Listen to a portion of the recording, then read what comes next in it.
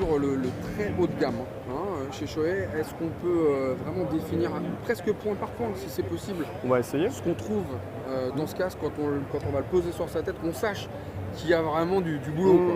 Non, et puis savoir où il se positionne. Donc là, on est vraiment sur le casque racing, on va dire, je vais envie de dire pur et dur, pour des clients qui ont envie de faire effectivement rouler avec des motos sportives et notamment faire des journées du circuit pour des pilotes. On a vraiment essayé d'amener tout toute notre expérience du MotoGP, l'amener sur notre casque. On le voit de suite de toute façon sur l'aérodynamisme, sur le travail. C'est sûr que c'est un casque qu'on va peut-être pas essayer de porter tous les jours. C'est vrai qu'on est vraiment sur quelque chose de très spécifique, très racing. On sait qu'aujourd'hui, les vitesses sont très élevées en MotoGP, donc on a effectivement retravaillé énormément l'aérodynamisme, retravaillé la position, la vision, l'angle de vision dans le casque. Quand on voit les pilotes comme ils se déhanchent sur la moto aujourd'hui, on a été obligé de retravailler des choses qui avaient été vues sur l'X Spirit 2, mais on a vraiment redéveloppé dans ce sens-là. Là, on voit une forme qui est vraiment très fuyante comme ça. Oui. C'est juste pour faire beau ou Non, réellement, effectivement, sur certains casques, on essaie toujours de toute façon de travailler, que le casque soit joli, c'est un minimum. Là, il y a vraiment du travail qui a été fait, notamment en soufflerie. On a une soufflerie très performante dans notre usine au Japon. On a fait venir les pilotes et on a vraiment recueilli des datas pour avoir des points d'amélioration par rapport au X Spirit 2 qui était déjà qui avait déjà un profil très aérodynamique.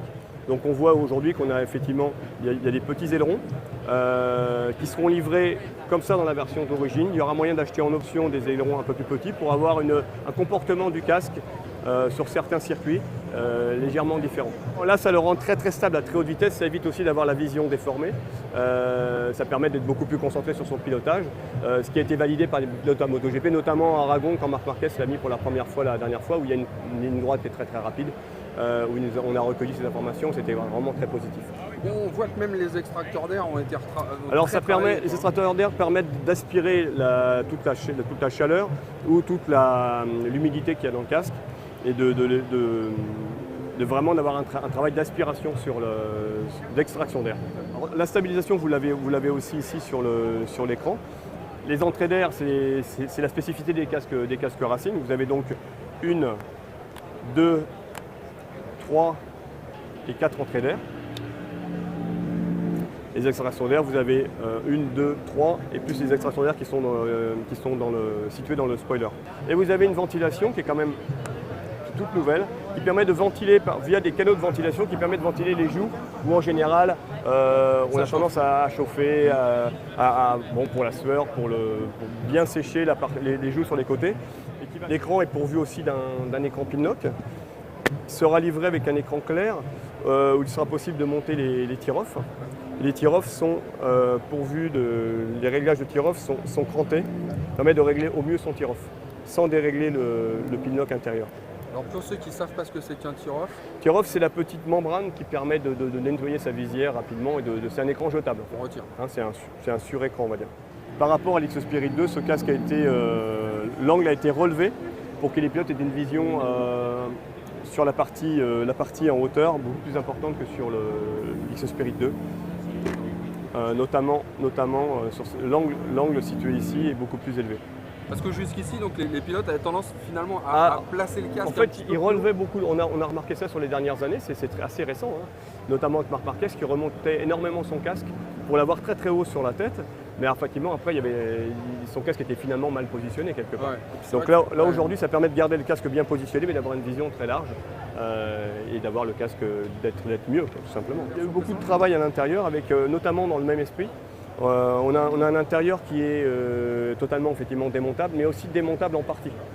Il est démontable en 6 parties, c'est-à-dire que chaque partie du casque de l'intérieur peut être réglée avec différentes épaisseurs pour avoir vraiment un confort maximum et une tenue maximum.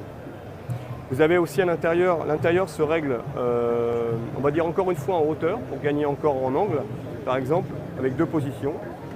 Une position on va dire standard et une position encore plus racing, permettre de baisser le casque.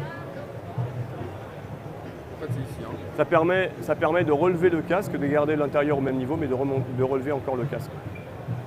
et d'élargir encore la vision. C'est très spécifique à la course. Ah, c'est pour ça que c'est un casque qui s'adresse vraiment à, je ne vais pas dire des pilotes, mais des personnes qui veulent vraiment le top de ce qui se fait aujourd'hui en Pour casque autant, si racing. on a envie de rouler avec tous les jours, on peut aussi. Ah, vous pouvez rouler avec tous les jours. Après, bien évidemment, qui peut le plus, peut le moins. Mais c'est vrai que dans l'esprit, vous êtes mieux sur une R1 que sur un scooter.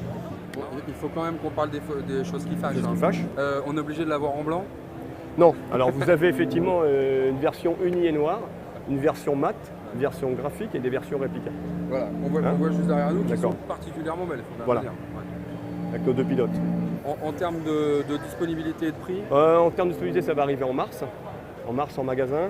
On est entre 699 et 869 € pour la version réplica.